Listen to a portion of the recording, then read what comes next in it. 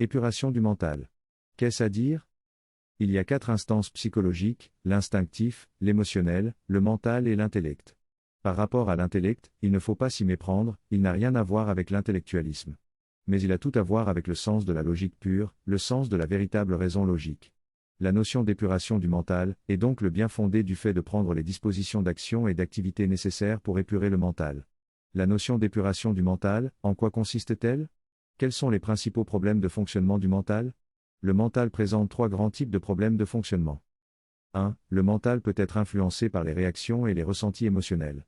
Quand c'est le cas, l'activité de pensée du mental, car l'individu peut penser aussi bien avec son mental qu'avec son intellect.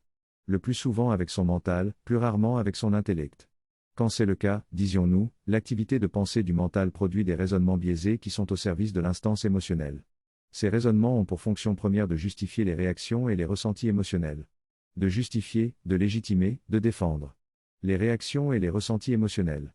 Une personne dont le mental est influencé par l'émotionnel, et qui est engagée dans une discussion en se servant de son mental, va argumenter en réalité dans le seul but de faire justice à ses réactions et à ses ressentis émotionnels, dans le seul but de donner raison à ses réactions et à ses ressentis émotionnels.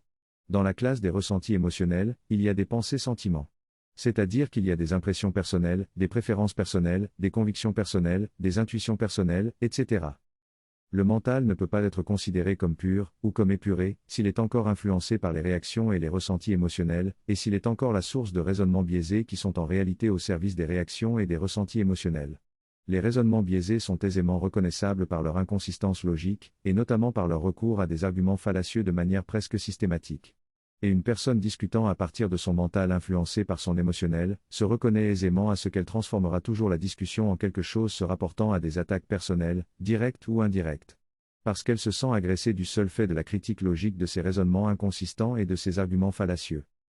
2. Le mental peut générer une importante activité de pensée mécanique ou de pensées automatiques. Ainsi qu'une importante activité mécanique ou automatique de commentaires du monde extérieur et du monde intérieur.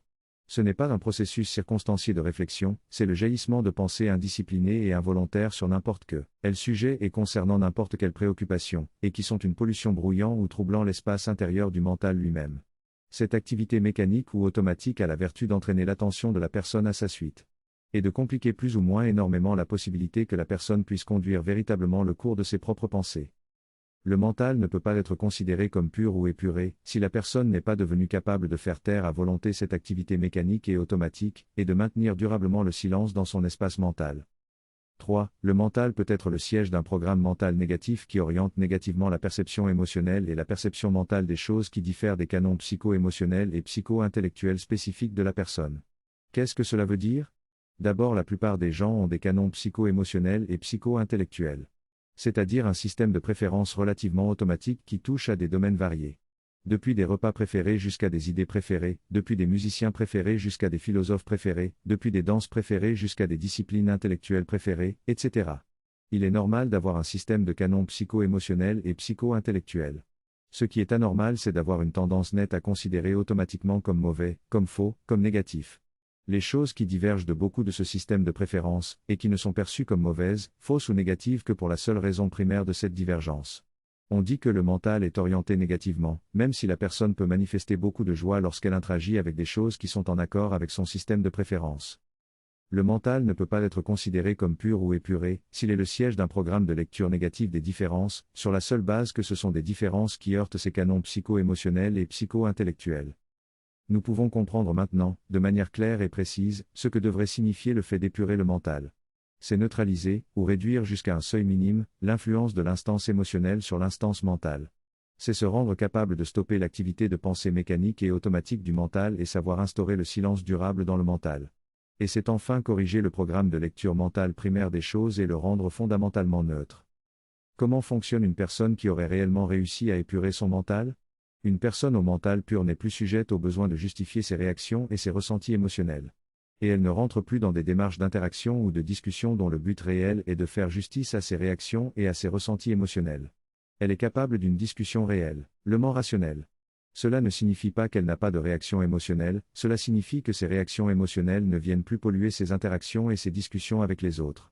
Une telle personne a une pensée pragmatique et logique. Une personne au mental pur est capable de mettre son mental dans un état de silence durable. Elle peut demeurer des heures continues sans aucune activité mentale de pensée mécanique ou automatique. Une personne au mental pur est d'emblée positivement ouverte à toute différence. Sans pour autant valider n'importe quel illogisme et n'importe quelle absurdité, n'importe quelle barbarie et n'importe quelle agressivité. Elle est capable de juger des choses pour ce qu'elles sont, et sans que la divergence entre la chose et ses canons propres ne constitue le moindre problème. Voilà ce qu'il en est de cette notion d'épuration du mental. Il ne s'agit pas d'une notion qu'il faudrait conserver dans le flou et le vague, ou qu'il faudrait réduire à des définitions personnelles imprécises ou fétichistes. C'est une notion objectivable, et je viens donc de l'objectiver dans cet éclairage.